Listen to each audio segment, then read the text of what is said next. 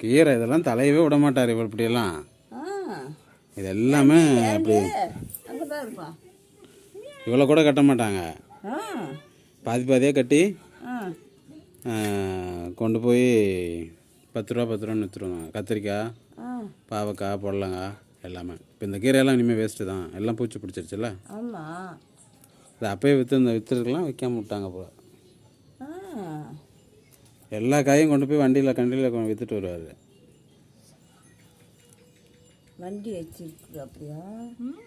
TVS வண்டி. வண்டி ஓட்டுவோம் அப்படியா? அதெல்லாம் வண்டி ஓட்டுவார். நீ 2 நாள் இருந்து பாரு. வீட்டை விட்டு வெளியே போன்னு பொண்டாட்டியை குடிச்சிட்டு வந்து கத்துவார். குடிச்சிட்டாருன்னா மனுஷரே இல்லை அவர். அந்த அம்மாவை வீட்டை விட்டு போடிப்பாரா?